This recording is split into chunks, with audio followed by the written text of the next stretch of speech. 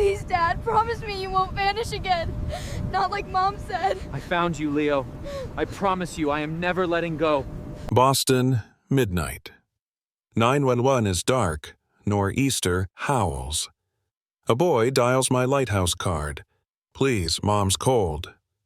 Why does his voice sound like mine? Snow drives sideways across Boston Harbor, turning the city into a maze of white noise and flickering lights.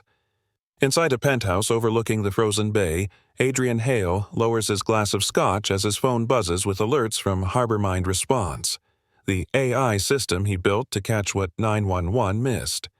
His reflection in the window looks like authority incarnate, a dark Italian suit, silk tie, precision-cut hair. But behind the glassy composure lies a wound that never healed. Every winter, the memory returns. Nora Lang, his college sweetheart, vanished from his life 10 years ago after a maternity ward mix-up sparked a brutal custody battle. Lawyers kept him away. Sealed files erased his name from the birth record. Somewhere out there, a child existed. His child. But no one could tell him where. So he poured his loss into code. HarborMind became his act of penance and defiance, an AI designed so no cry for help would vanish into bureaucracy again. Tonight, as Boston braces under a nor'easter, HarborMind is supposed to keep emergency lines open even if the grid collapses. But just past midnight, the control dashboard flares red. Cyber attack detected, call centers offline, rerouting protocols active. Then his private phone rings. HarborMind Response, Adrian Hale speaking. A small voice slips through static. Sir, my mom. She's cold and not waking up. The sound is fragile, trembling under the wind's roar. Adrian's tone softens instantly. Okay, kiddo. You did the right thing calling. What's your name? Leo, comes the whisper. Mom said if the snow gets bad, call this lighthouse card. Adrian straightens. Lighthouse card? His pulse kicks. What kind of card, Leo? It has a little drawing, the boy says, a light on a rock and some words. Can you read them to me? He hears the boy shuffle paper, breath quivering. It says, if you're in danger, call Adrian, 617-555-0114. Adrian's world tilts. That was his handwriting, his number. He had written it on a card for Nora years ago during a blackout. If you're lost, I'll be your light. She kept it. He grips the desk, heart pounding. Leo, listen carefully. Where are you right now? Near water, the boy says. Big doors. Mom said it used to be for boats. East Boston's decommissioned ferry terminal. The last place he and Nora had watched storms roll in a lifetime ago.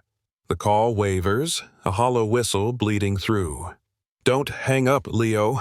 Help's coming, I promise. Adrian flicks open the emergency deployment map, triggering the nearest drone and snowcat unit. On the screen, coordinates blink to life near the old ferry lot. Outside, the city vanishes under the storm. Adrian grabs his coat, steps into the gale and drives toward the boy's voice, toward a past he thought was gone. The line hisses once more. Sir? Leo whispers. Are you the lighthouse man? Adrian swallows hard. Yes, Leo. I'm the one who drew it. The windshield wipers fight a losing battle against the storm. Snow piles thick against the hood of Adrian's SUV as he pushes through deserted streets, the headlights carving tunnels through white chaos. HarborMind's GPS pings every 30 seconds, recalculating routes around downed power lines. Each alert feels like a pulse in his chest. He's not just chasing a rescue. He's chasing time lost. Leo, he says into the hands-free mic, tell me what you see now. Everything's white, the boy whispers. There's water under the door. Mom's still cold, but I put her on the table like you said. You did perfectly, Adrian replies, his voice low and steady. Keep talking to me, okay? What's around you? Anything metal? Any sign? A pause, then the boy answers carefully. Big hook, some old boxes, and a window with snow crawling up it. Adrian recognizes the pattern. It's the ferry warehouse, all right, the one condemned after the flood 2 winters ago. His fingers tighten on the steering wheel. "Stay by the table, Leo. I'm almost there." He sends a command through HarborMine's satellite interface, rerouting a snowcat team from Logan Airport to converge on his coordinates. On the dashboard screen, tiny blue dots move toward the beacon from 3 different streets. But every mile of progress feels like an eternity. The boy's voice cracks again. "Sir, my mom's breathing funny. Like she's trying to talk, but the words are stuck." Adrian's throat tightens. "She's fighting to stay warm, Leo. Wrap another blanket if you can. Do you have any heat source?" "Just candles." "Good. Light one, just one, and keep it far from the blankets." The sound of a match strikes, followed by the fragile hiss of flame. Then, through the static, Adrian hears something else, Leo humming under his breath, the same low rhythm Adrian's mother once taught him to stay calm during thunderstorms. He feels it like déjà vu. "Leo," he says softly, "how old are you?" 10. The air in the car feels thinner. 10 years. The math hits like ice water. Another gust screams against the windshield and the line distorts. "Signal weak," the AI assistant warns. "Reroute through local relay," Adrian orders, but it's too late. The connection flickers, then drops. He slams the steering wheel. Snowcat headlights bloom ahead. The rescue crew waves him down as they cross the bridge toward the terminal. "We've got faint thermal imaging. 1 adult, 1 minor." A responder shouts through the blizzard. "Hold the line open," Adrian yells back. "That's them." They plow through knee-deep drifts until the hulking silhouette of the ferry warehouse emerges. The doors half buried, ice-crusted. The team uses a crowbar and brute force to wedge it open. Inside, the air smells of salt and rust. A flickering candle glows near a metal table. A small boy in a wet parka crouches beside an unconscious woman, holding her hand, whispering something about lighthouses and promises. Adrian steps forward, his voice breaking despite himself. "Leo?" The boy lifts his head. "You came." The laminated lighthouse card swings from a shoelace around his neck, catching the candlelight. For a heartbeat, the world narrows to that single image. The card gleaming against Leo's parka, the same hand-drawn lighthouse he once sketched years ago on a napkin during a campus blackout. The ink lines hadn't changed. His name and number still stood there like a ghost refusing to fade. Adrian kneels, breath fogging in the icy air. "It's okay," he murmurs, his voice unsteady for the first time in years. "You did everything right." Leo's eyes, gray-green like Nora's, lift to his. "You're the man from the card." "I am." Adrian swallows hard. "We're getting your mom to the hospital now." The rescue crew moves swiftly. Thermal blankets, oxygen mask, vitals shouted into radios. The woman's pulse is faint, but there. When they lift her onto the stretcher, a lock of dark hair falls across her face. Familiar. He can't move. The name he buried a decade ago tears its way out of him. "Nora!" The medic glances back. "You know her?" Adrian nods once, still staring. She's family." Leo grips his coat sleeve as they start toward the exit. "Is she going to die?" "No," Adrian says fiercely, forcing conviction into the word. "Not tonight." The boy holds up the lighthouse card like a talisman. "Mom said this number means safe." Adrian cups the card in his hand, the laminate cold under his fingers. "It still does." They load Nora into the snowcat, its heaters blasting against the frost. Adrian climbs in beside her, removing his coat to cover Leo. The boy curls close, trembling more from fear than cold now. At Massachusetts General, the emergency team rushes Nora into hypothermia treatment. Adrian paces outside the bay, wet footprints marking his trail. Leo sits nearby, holding his mother's scarf like a lifeline. A nurse approaches with forms, eyes flicking between Adrian's designer suit and his raw expression. Are you the father? He hesitates. The word feels both foreign and too true. I don't know. Not yet. Then we'll need consent for testing. The boy's willing. Leo nods solemnly. If it helps Mom. Minutes stretch into hours. The storm claws at the hospital windows. Somewhere, generators hum under strain. Adrian keeps replaying the call, the handwriting, the math. 10 years. A memory surfaces. Nora, crying in a hospital hallway, his lawyer warning, walk away, it's already lost. He did. And now, this boy, this careful, brave boy, had found him through the echo of a promise. At 3:47 a.m., a technician steps into the corridor holding a sealed envelope. Preliminary results. Adrian takes it, hands shaking. He unfolds the paper. Probability of paternity, 99.9%. The hallway tilts around him. Leo looks up, searching his face. What does it mean? Adrian crouches down, his voice breaking on the truth. It means, you called your dad tonight. Leo's eyes fill, uncertain. Mom said you were just a story. Adrian nods slowly. I was, but stories can change. Outside, dawn edges pale through the snow. Adrian looks toward the ICU door where Nora lies sleeping and whispers to the boy beside him, I won't miss another call. The first light of morning barely breaks through the storm, painting the hospital corridors in a muted gray. Adrian stands by the window, still in his snow-soaked clothes, watching the snowplows crawl through the half-buried streets. Behind him, Leo sleeps curled on a bench under a fleece blanket, the laminated lighthouse card clutched to his chest like a secret. Every sound in the ward reminds Adrian of the systems he built to prevent this kind of chaos, the clipped tone of nurses on radios, the pulse of heart monitors syncing data, the flicker of screens balancing triage loads. Harbor Mind had been his attempt to give order to a world that once shattered him. Yet, somehow, amid all that structure, the most important connection, his own family, had been silenced. He opens his laptop on the windowsill and logs into the company's admin console. A cold blue light illuminates his face. Trace Nora Lang, he murmurs.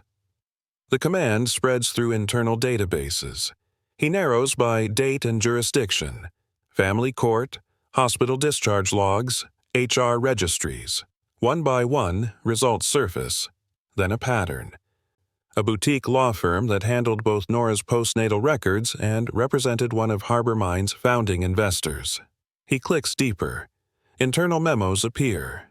Client, Hale, Adrian, flagged as reputational risk during custody inquiry. Directive, withhold correspondence unless cleared by board counsel. The words hit like a physical blow. He leans back, staring at the ceiling, realizing the betrayal ran through his own company's foundation. Someone inside Harbor Mind had built a wall between him and the life he was supposed to have. A quiet voice interrupts his storm of thoughts. You work for the lighthouse? Adrian turns. Leo stands barefoot on the bench, the blanket trailing. His eyes are sharp despite the exhaustion. Yeah, Adrian says softly. You could say that. Leo studies him. Mom said you made machines that listen better than people. Adrian closes the laptop, crouching so they're eye level. Sometimes the machines listen because the people stopped, he admits. I want to change that. She said you drew this card when there was no power. Leo continues, holding it up.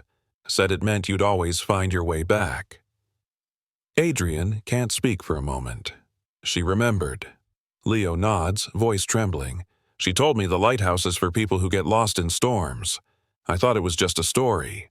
Before Adrian can respond, a nurse calls from the ICU doorway. Mr. Hale, she's conscious.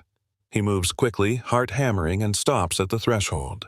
Nora lies beneath layers of warming blankets, face pale but eyes open, those same steady eyes that once challenged everything about him. You look exactly the same, she rasps. You don't, he whispers. You look stronger. A tear slips down her temple. They told me you wanted the company more than a family. And they told me you ran. Both fall silent, realizing how much was stolen by silence itself. I found the records, he says quietly. They kept everything from us. Her gaze flicks to Leo through the window, then back to him. He found you instead. Adrian's throat tightens. Yeah, he did. The nurse gestures. She needs rest. Adrian nods, backing away. Nora's hand rises weakly, pointing toward Leo. Keep him warm until I can. I will, Adrian says. In the hallway, Leo takes his hand without asking. For the first time, Adrian doesn't feel like a man made of control, just a father learning what it means to be found.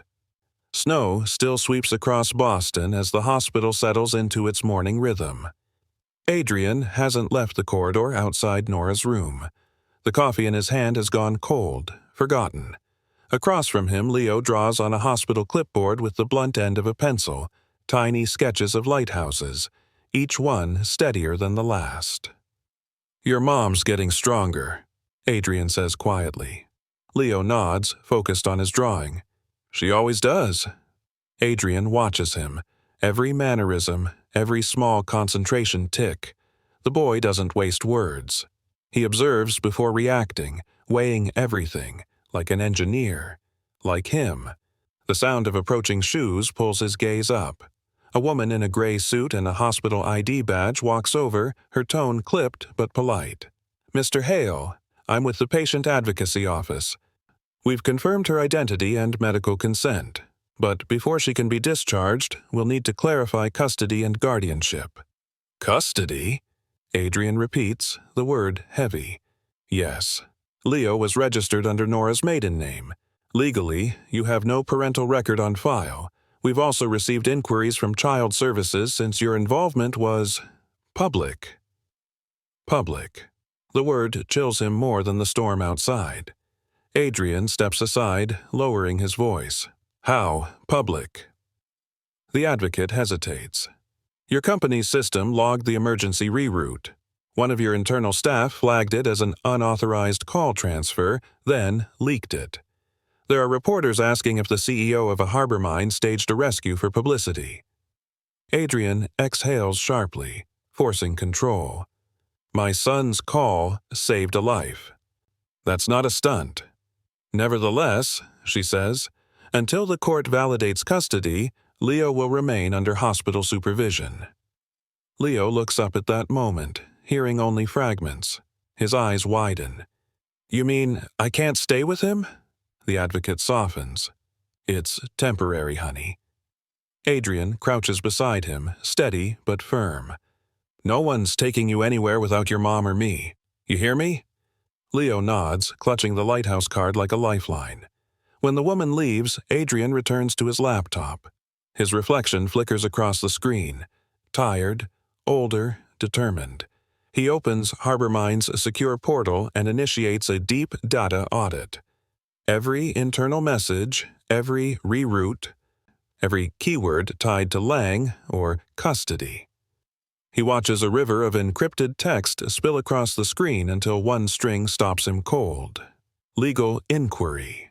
Suppression, initiated by exec approval. Board liaison, R. Kerrigan. Robert Kerrigan, his former mentor, now chairman of Harbor Mine's board. The man who'd once told him to let the past stay buried. Adrian scrolls further. The correspondence paints a perfect deception. Legal filings rerouted through corporate counsel, personal letters intercepted and resolved. Financial support withheld to mitigate scandal. He closes the lid, the laptop clicking like a verdict. Behind him, Leo's voice is soft. Are you mad? Adrian exhales. At some people, yes, but not you. Never you. Leo tilts his head. Mom says being mad too long is like staying out in the storm. You freeze before you fix. Adrian almost smiles, the truth in it cutting deep. She's right. He looks toward the ICU window. Nora sleeps again, pale but peaceful. The snow outside glows faintly gold in the streetlights. Leo, he says gently, How would you like to see where I work? The boy brightens. You mean the place with all the lights that listen? Exactly that. Adrian stands, holding out his hand. We'll bring the lighthouse with us. Leo slips the card into his pocket and takes it. As they step into the storm toward the waiting car, the city feels smaller, more human. But behind them, in the hospital's waiting area, a camera lens tilts, one flash in the distance catching their silhouettes through the snow. Harbor Mind headquarters looms above the frozen waterfront like a cathedral of glass and light. Through the storm, its floodlit panels shimmer, the company's logo, a stylized beacon, cutting through the haze. Adrian parks beneath the overhang and guides Leo inside. Warm air greets them, scented faintly of coffee and ozone from the server rooms. Employees glance up from glowing monitors, whispers trailing behind them. The CEO, windburned and sleepless, walking through the lobby with a child who looks unmistakably like him. Adrian pretends not to notice. He keeps his hand on Leo's shoulder as they enter the incident room, a vast circular space where walls of screens display live feeds of Boston's emergency networks. Blue and amber dots pulse across maps, representing calls and distress pings. Leo stares, eyes wide. It's like the city's heartbeat. Adrian smiles faintly. That's exactly what it is. He kneels beside him, opening a control panel. See these? They're listening posts. They pick up fragments of sound, sometimes just a cry, sometimes a car horn, and match them to what people need. Like, when I called? Adrian nods. When the regular system went down, everything rerouted to my phone. You were the first call to reach me directly. Leo fidgets with the laminated card. Mom said the lighthouse card was magic. It wasn't magic, Adrian says softly. It was a promise. He glances at the boy's steady expression, the same analytical calm he carries himself. I didn't know it would find its way back to me. Leo looks up. Do you find everyone who calls? Not always, Adrian admits. But we try. Every whisper matters. The boy studies the screens again, then points. That red one. Is someone in trouble? Adrian checks the feed. Minor power loss, North District, already dispatched. Leo leans forward. You can tell from the sounds? Adrian chuckles, surprised by the interest. You learn to hear patterns. Panic has rhythm. So does hope. The elevator doors open behind them. A man in a gray wool coat steps out. Robert Kerrigan, silver-haired, poised, with the confident walk of someone used to owning every room he enters. His eyes flick from Adrian to Leo, and his smile freezes just a fraction. Adrian, he says smoothly. Quite a night. I see the media's been busy. Adrian rises. You mean the leak you authorized? Kerrigan's brow arches. Careful. This isn't the time to throw accusations. Leo edges closer to Adrian, sensing tension. Adrian's voice stays calm. You intercepted legal communications between me and Nora Lang 10 years ago. You erased records that would have proven custody. The older man exhales slowly, feigning patience. You were spiraling then. Grief, erratic judgment. We protected your legacy, the company's future. You protected your position, Adrian says coldly. You stole years from my son. Kerrigan's gaze drifts to Leo, impassive. So, this is him. Quite the story. You realize child services will demand answers about that emergency call? Adrian steps between them. They'll get them, from me. Kerrigan straightens his tie. Then you'll also explain why a private company handled 911 rerouting in violation of state protocols. It's all public now. Adrian doesn't flinch. Good. Then the truth will be public too. Kerrigan's mask slips for the briefest second, irritation flickering beneath composure. You're risking everything for sentiment. I'm rebuilding everything on honesty, Adrian says evenly. Leo tugs on his sleeve. Dad? Kerrigan stiffens at the word. Adrian looks down at Leo, softening. Go ahead, buddy. Leo whispers. The lights are changing. On the wall, amber dots flicker to red, new distress signals surging across the storm map. Adrian turns back to Kerrigan, voice like tempered steel. We'll talk later. Right now, people need us. Kerrigan hesitates, then steps aside as Adrian kneels by Leo again. Let's help them find their light. And together, they begin to trace the next rescue, father and son, side by side beneath the glow of a promise made real. The incident room hums with urgency. Technicians scramble between consoles as storm alerts multiply across the map. Red pulses climb like heartbeat spikes across the digital Boston grid. Adrian's tone is calm but firm as he delegates commands. Activate Grid Cluster 4. Prioritize the east waterfront and route community beacons through backup nodes. He keeps his voice steady for the staff, but inside the pressure builds. Every screen reminds him that one boy's desperate call found him only by luck, a glitch, a reroute. What if Harbormind hadn't failed that night? What if Leo's voice had gone unheard, like so many others before? Leo stands beside him, mesmerized by the screens. Do all those dots mean people? Yes, Adrian says. Each one is a voice asking for help. Then you have to listen to all of them, Leo says simply. The words strike deeper than intended. Adrian watches the boy's reflection in the glass. Steady, serious, too old for 10. He's learned to listen to survive, Adrian thinks, because no one did when it mattered.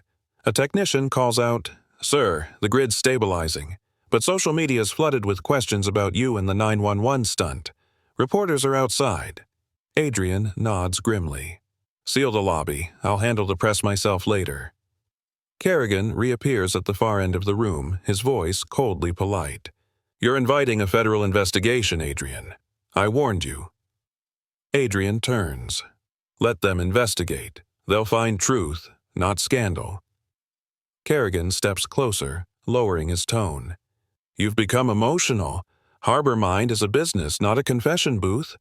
Then maybe it's time it became both, Adrian replies quietly. Kerrigan's expression darkens. If you defy board counsel again, we'll remove you.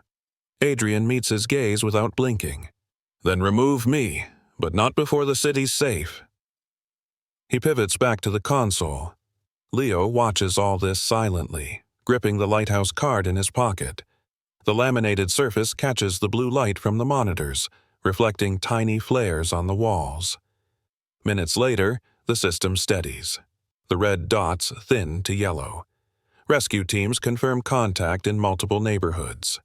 The hum of relief moves through the room. Dad, Leo says softly, testing the word again. Can I see the map up close? Adrian kneels beside him, showing him how the signals move. Every heartbeat, every whisper becomes part of a pattern, he explains. See how they cluster? That's where we send help first. Leo nods seriously, tracing one of the lights with his finger. This one's near where we lived. Maybe Mom helped someone before she got sick. Adrian smiles faintly. Maybe she did. But before the moment can settle, an assistant rushes over. Sir, news crews are at the main entrance. They're saying child services is with them. They claim to have a court order for the boy. The words hang heavy in the air. Leo's head snaps up. What does that mean? Adrian rises slowly, fury tightening every muscle. It means they're trying to take you away before your mother even wakes up. Kerrigan folds his arms. It's procedure, Adrian. Given the public scrutiny, procedure built on lies you started. Adrian cuts in. Security radios buzz. Sir, we can't hold the lobby much longer. Adrian looks down at Leo. The boy's jaw trembles, but he stands tall. You promised you'd stay. Adrian kneels, taking his hands. And I will, but I need you to trust me, okay? Leo nods, the lighthouse card peeking from his fist. If they come, I'll keep the light. Adrian swallows hard. That's my boy. Through the glass wall, flashing cameras and red lights begin to swarm the lobby below. The sound of shouting and distant thunder mixes with the storm outside. For the first time in years, Adrian feels fear. Not of failure, but of losing the second chance that fate just returned. Security alarms echo faintly through the lower floors as the nor'easter rattles Harbor Mine's glass tower. Adrian watches the storm swirl beyond the windows, white chaos reflecting the frenzy below. Reporters shout through megaphones at the barricades. A child services officer is already at the front desk, flanked by police escorts. Leo presses against his side, whispering, "Are they going to take me?" Adrian kneels to meet his eyes. "Not if I can help it. You did nothing wrong." "But Mom's still asleep," Leo says softly. "If she wakes up and I'm gone..." Adrian grips his shoulder gently. "She won't have to wake up alone. I promise." He glances toward the mezzanine, where Kerrigan stands above the lobby like a judge at trial, murmuring into his phone. No doubt coordinating this, tightening the noose to discredit him publicly. Adrian feels years of pent-up restraint crack. He pulls his phone from his pocket, calling an internal line. "Tess, this is Hale. Activate isolation mode. Shut down external feeds. Reroute comms to the internal server." The operations manager hesitates. "Sir, that will cut public streams." "Do it." Screens across the incident room flash with a new command line. Priority Alpha. Internal secure mode. Reporters' camera feeds die mid-broadcast. A murmur ripples through the staff. Kerrigan storms down the stairs, livid. "You just locked out the city's emergency oversight. You'll be charged with obstruction." Adrian faces him squarely. "You blocked every call Nora ever made to reach me. Now you're trying to take the boy who called instead. This isn't about sentiment. It's about accountability." Adrian snaps. Before Kerrigan can respond, Adrian's wrist communicator buzzes. The lead technician's voice trembles. "Sir, we're still picking up distress signals. One close to the waterfront. Looks like a juvenile heat signature in motion." Adrian's heart stutters. "Say that again." Location tag matches East Ferry District, the same coordinates as the original rescue. He turns. Leo's chair is empty. The lighthouse card lies on the desk, fluttering in the air vent. Adrian's breath stops cold. "He's gone." Kerrigan folds his arms, satisfaction flickering under mock concern. "You see? This chaos is exactly why..." Adrian shoves past him, barking orders. "Lock perimeter exits. Pull up every drone feed near the harbor."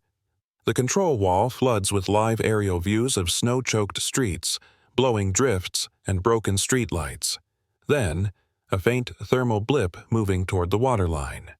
Zoom in. A small figure trudges through knee-deep snow, clutching something shiny against his chest. Leo. Adrian's mind flashes to the last thing the boy said. "If they come, I'll keep the light." He grabs his coat. "Prep the rover. I'm going after him." Kerrigan steps in front of the door. "Adrian, don't be reckless. Every camera in the city's on you." Adrian's voice turns low, dangerous. "Then they'll see what responsibility looks like." He pushes past and disappears into the freight elevator. Outside, the wind cuts like razors. The SUV's headlights vanish into the whiteout as Adrian follows the GPS ping, his hands gripping the wheel hard enough to ache.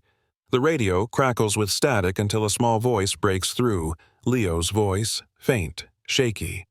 "Dad, the water's coming in again." Adrian nearly drives off the road.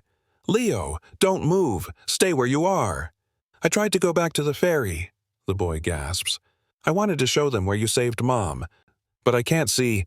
There's too much snow." Adrian's throat locks. He steadies his voice, fighting panic. "You're doing great, son. Listen to me. Blow into the phone, just once, as hard as you can." A burst of static hisses through the speaker. "Good.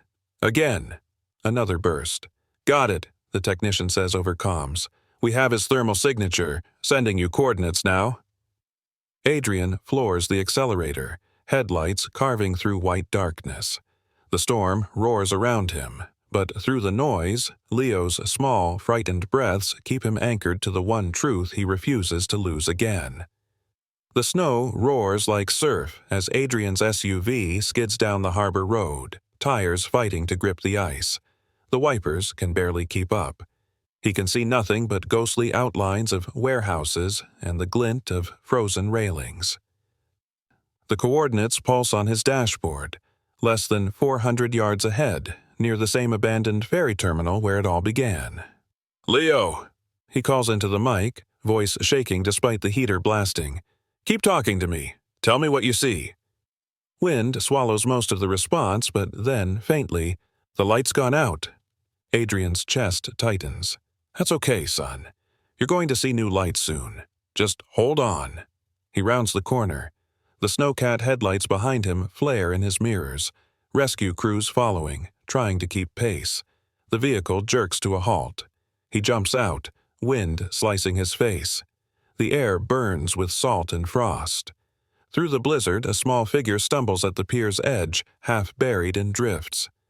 Leo's parka hood is rimed with ice.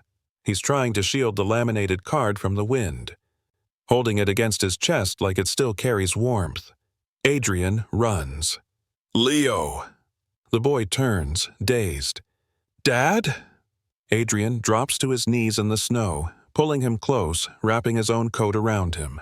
"I'm here. You're safe. You're safe." Leo shivers violently. "I didn't want them to take me. Mom said the lighthouse means home." Adrian grips the back of his head, voice breaking. "You already found it, buddy. You found me." Behind them, the Snowcat lurches to a stop, medics rushing forward with thermal blankets. Adrian won't let go until he feels Leo's breathing slow, steadier now. One medic gestures urgently. "Sir, we need to get him to the hospital before the wind shifts." Adrian nods, lifting the boy into his arms. "I've got him." As they trudge toward the vehicle, the blizzard lights flare, search drones hovering above, their beams crossing like halos. The laminated card slips from Leo's fingers, tumbling through the air until Adrian catches it mid-fall. He looks at the familiar sketch. The lighthouse lines faded from years of wear, and something inside him steadies. By the time they reach the hospital, news has already broken nationwide.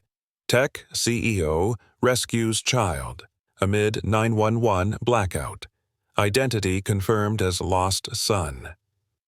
Reporters swarm the parking lot, microphones pressed against fogged windows. Adrian shields Leo's face as they push through the entrance. "Later," he tells them all, "not tonight." Inside, the heat feels almost unreal. Doctors hurry Leo into triage, and Adrian follows until a nurse stops him at the doorway. "Sir, please wait outside for a moment." He steps back, chest heaving, hands still trembling from cold. Then he sees her, Nora, standing at the end of the corridor in a hospital gown, unsteady but awake, her eyes glistening. "Where is he?" she whispers. Adrian turns, unable to speak. "He's right here. He's safe." Nora covers her mouth as tears break free. When she reaches them, Leo stirs, half awake, voice rough. "Mom." "I kept the light." Adrian shows her the card, still in his hand. "He did. Every storm." Nora looks at him through tears. "You came." "I should have come years ago," Adrian says, "but I'm not leaving again." The storm howls against the hospital glass, but inside, warmth floods the space where 3 lives finally converge. Nora cups Leo's face, then turns to Adrian. "You kept your number." He smiles faintly. "You kept the promise." She nods once, whispering through her tears. "Then maybe we can start over." Behind the closed doors, Leo falls asleep between them, his small hand gripping the lighthouse card that had outlasted every barrier built to keep them apart. Morning light spreads over the harbor like a quiet absolution. The storm has broken at last. Inside Massachusetts General, the halls are calm again, muffled by the hum of vents and the rhythm of recovery. Adrian sits beside Leo's hospital bed, exhaustion lining his face but relief softening it. Leo sleeps, small fingers still clutching the laminated lighthouse card. Adrian adjusts the blanket gently, then glances toward the window, where the snow outside glows pale gold. He hears footsteps, soft, deliberate. Nora stands at the doorway, bundled in a hospital sweater, her cheeks still pale from the cold. Their eyes meet for the first time in daylight. "You look," she begins, then stops, searching for a word that won't sound like 10 years of loss. "Older?" he offers gently. "Different," she says, less like a man running away. He exhales slowly. "You were never supposed to be the one I ran from." She steps closer, studying Leo. "He's stubborn, like you. Built an entire fort once in the living room so I couldn't make him go to bed." Adrian almost laughs, the sound catching in his throat. "And thoughtful like you. He told me storms don't choose who they hurt. People do." Nora's expression softens. He always says that when he's scared. A nurse enters quietly with a clipboard. "Ms. Lang, Mr. Hale, there are 2 officers here from Child Services. They'd like to clarify temporary custody arrangements." Adrian's jaw tightens. "We just got him back. Can't they—" Nora puts a hand on his arm. "It's okay. We'll handle it together." Moments later, the officers enter, a man and a woman in dark coats, polite but cautious. "Mr. Hale, Ms. Lang," the lead officer says, "we're aware of the situation. Given the recent media exposure, we have to ensure Leo's placement is stable until court confirmation." "Stable?" Adrian repeats. "He has 2 parents standing right here." "Legally," the officer clarifies, "until documentation catches up, he remains under Ms. Lang's custody. However, given your verified paternity, we'll be evaluating joint guardianship after review." Nora nods, calm. "That's fair." Adrian glances at her, surprised. "You're not worried?" "I've spent 10 years worrying, Adrian. I'm done living in fear." The officer softens. "We'll need statements about the night of the storm. It might take time." When they leave, silence settles again. Adrian sits back, rubbing his temples. "This is only beginning, isn't it?" Nora's voice is steady. "We can face beginnings this time." He studies her, wondering where the years went. "I spent every night building systems to listen better, to make sure no one would ever feel unheard again. But somehow, the only call that mattered had to break through the storm." Nora smiles faintly. "Maybe that's how it had to happen. You don't hear light unless it cuts through dark first." Leo stirs in bed, blinking awake. "Mom? Dad?" The word lands between them like something sacred. Adrian leans forward. Smiling through tears he doesn't try to hide. "Yeah, buddy. We're both here." Leo reaches for both their hands, his small voice fragile but clear. "Then the lighthouse worked." Nora presses her forehead to his. "Always." Adrian looks at the card, edges curled, laminate cracked, the ink almost gone, and slides it back into Leo's hand. "Keep it safe. We'll make a new one soon." Leo shakes his head, eyes closing again. "No need. It already found you." For the first time in a decade, the air feels warm. Outside, rescue drones glide silently over the thawing city, lights blinking like distant stars. And in that quiet hospital room, the man who built machines to listen finally learns what it means to be heard. By midday, the storm's aftermath blankets Boston in white silence. News vans idle outside the hospital, their satellite dishes aimed toward Harbormine Tower across the harbor. The story has gone national. Tech CEO's system saves his own son. Inside a private waiting room, Adrian stands before a muted television. Footage loops of him carrying Leo through the blizzard, the lighthouse card visible in the boy's small hand. The anchor's voice narrates over it. Questions arise over corporate access to emergency channels, but public sentiment calls the rescue a miracle. Adrian switches it off. The glow fades from the screen, leaving only his reflection, a man built on control now forced into exposure. Nora sits across from him, bundled in a borrowed coat, sipping tea. "They'll make you a symbol," she says, "and then they'll tear you apart for it." He nods slowly. "I can live with that." What I can't live with is knowing my company helped bury us in the first place." She looks at him with quiet understanding. "Then tell the truth. All of it." That afternoon, he does. In a packed press hall at a Harbormind headquarters, cameras flash as Adrian steps to the podium.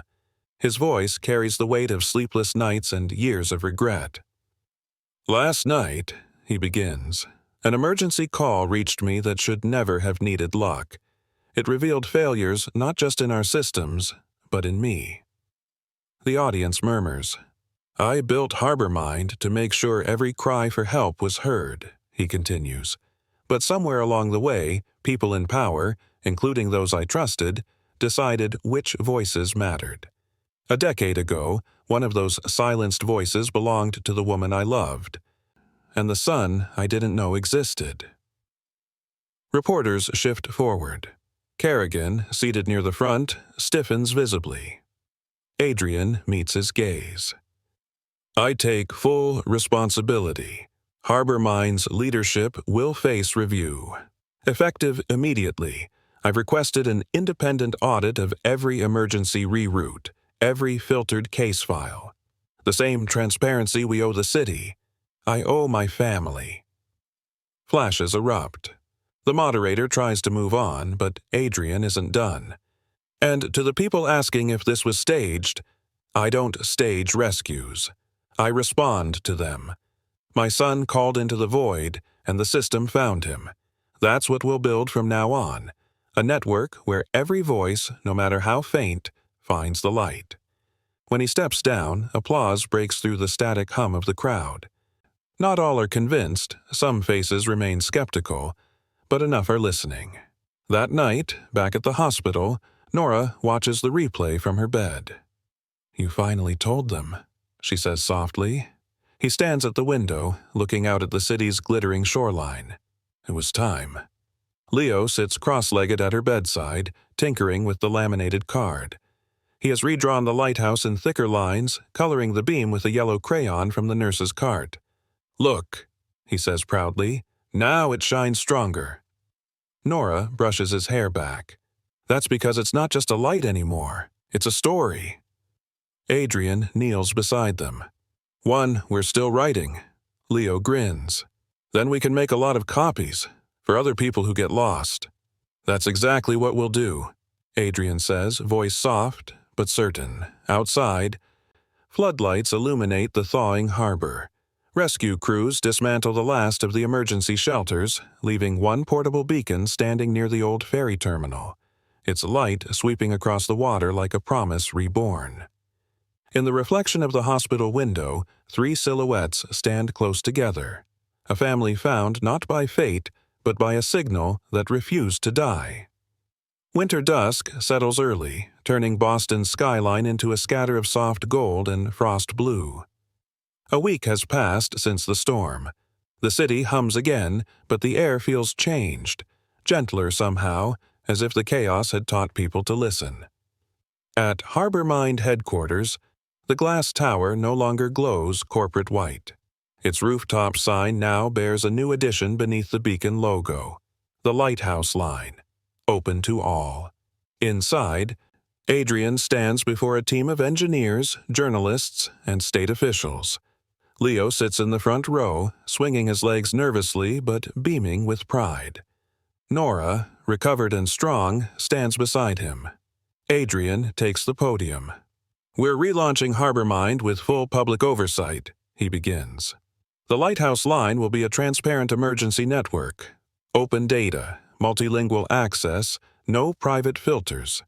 Every city that opts in will share governance with its citizens. Every whisper will count." A murmur ripples through the crowd, cameras clicking softly. He gestures to the projection screen behind him.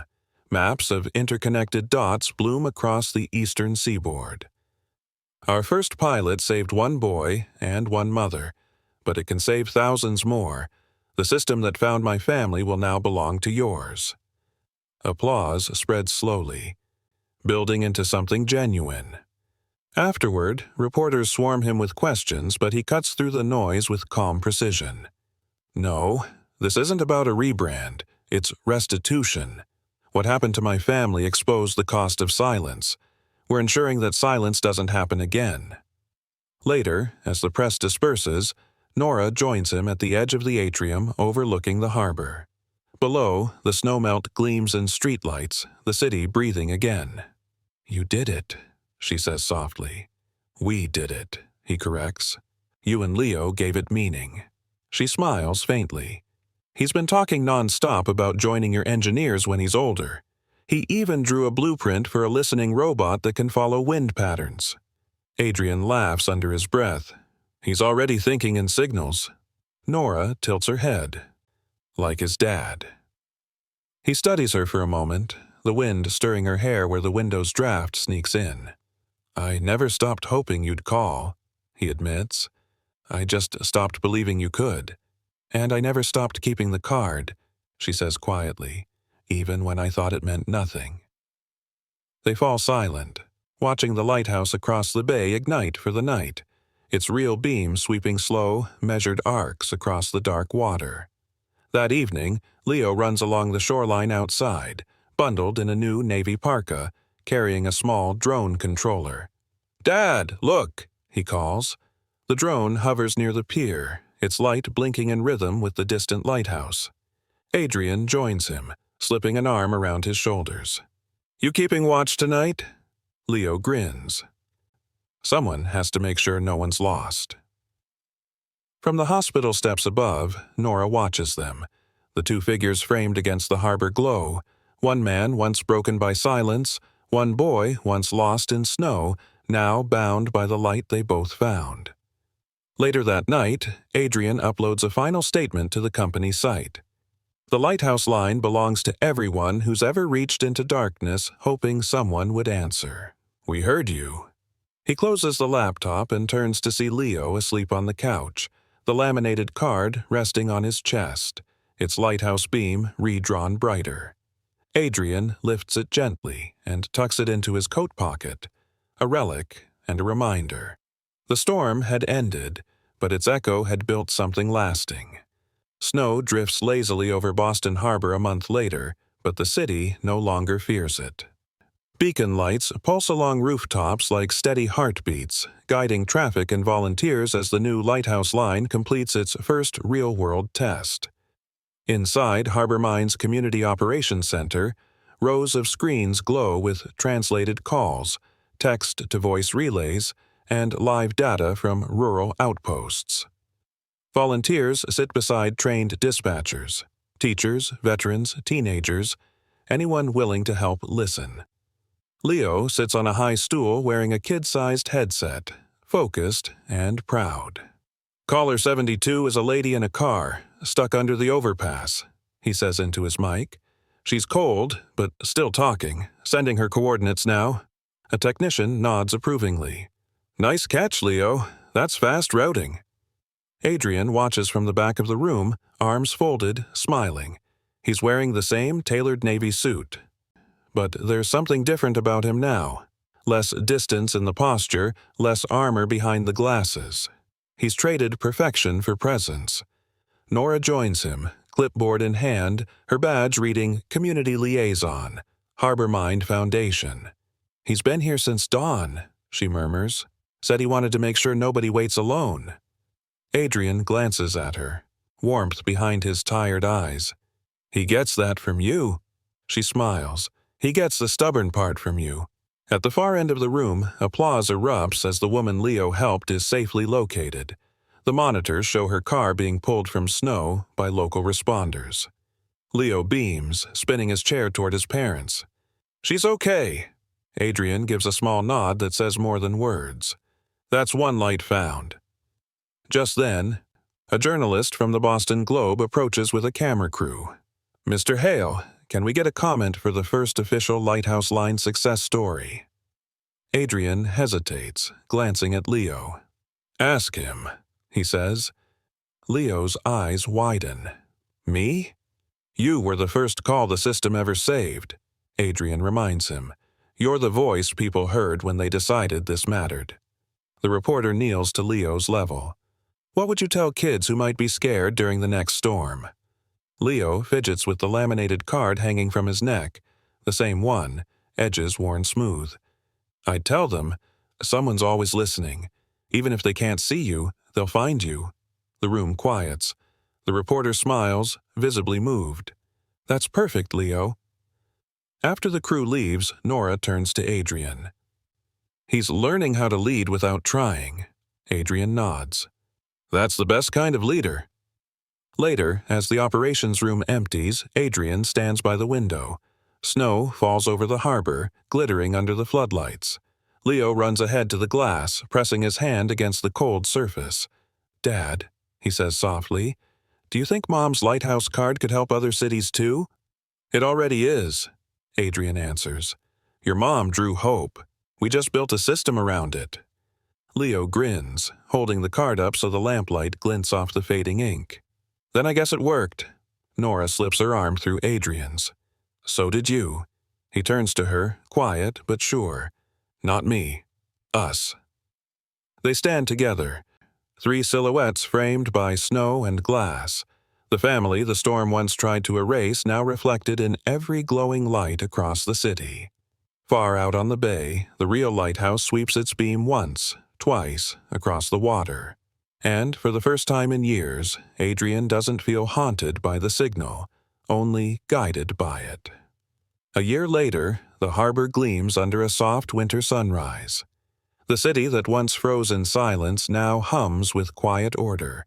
Emergency lights flicker steadily along rooftops, dispatch drones hover low, and the lighthouse line hums across multiple states, integrated into every local response grid from Maine to Pennsylvania. At the edge of the pier stands a small stage draped in blue and white. A modest crowd gathers. Families, first responders, city officials. Today marks the official anniversary of the night the call came through. Adrian steps up to the podium in his signature navy suit and red tie, hair touched with wind. The sea glints behind him. Leo and Nora stand just off stage, the laminated lighthouse card displayed in a small glass frame beside them. He looks out over the crowd. A year ago tonight, he begins. A boy made a call that wasn't supposed to reach anyone, but it did. That call changed everything I thought I knew about leadership, about loss, and about listening. He pauses, his voice steady but tender. We call this the lighthouse line, but it was never about technology. It was about people, about the moments when one person refuses to let another vanish into the storm. A ripple of applause spreads through the crowd. Cameras flash, but the tone is reverent, not invasive. He continues. This isn't my story anymore. It's ours. The story of a mother's courage, a child's voice, and a promise that found its way home. He gestures toward Nora and Leo. Nora steps forward to join him, her hand finding his with natural ease. Leo follows, a bit shy under the attention, holding a new laminated card of his own design. The crowd quiets as he steps up to the microphone. It says, Leo begins, voice small but confident. If you're lost, we'll be your light, Mom and Dad. A soft murmur rises, people smiling, wiping eyes. Adrian kneels beside him, voice low but carrying. That's what we built together, a light no storm can take away. Behind them, the harbor lighthouse flicks on automatically, its beam sweeping across the bay as if on cue. Later, as the ceremony ends and people disperse, Nora walks with Adrian along the pier. The cold bites at their faces, but it feels alive, cleansing. You ever think we'd end up here? She asks. Adrian smiles faintly. Every night, in some way. I just never knew what the path looked like. Leo skips ahead, his breath puffing clouds, his laughter echoing across the water. He turns back to them. Come on, slowpokes. The lighthouse is waiting. Adrian and Nora exchange a glance, the same mixture of disbelief and quiet joy that's guided them through every storm since. They follow him to the base of the beacon, where maintenance crews have placed a plaque in the concrete. The Lighthouse Promise, dedicated to every call that found a voice, and to the boy who reminded the world how to listen. Leo traces the letters with his glove, smiling. Can we keep coming back here every year? Every year, Adrian says, as long as the light shines. The three of them stand in silence as the beam cuts across the harbor. White, steady, eternal. For the first time in a decade, the man who built machines to listen no longer hears only echoes. He hears life, his son's laughter, the city's heartbeat, the promise of every voice finally reaching home. And above it all, the lighthouse burns bright. Proof that some signals, once found, never fade.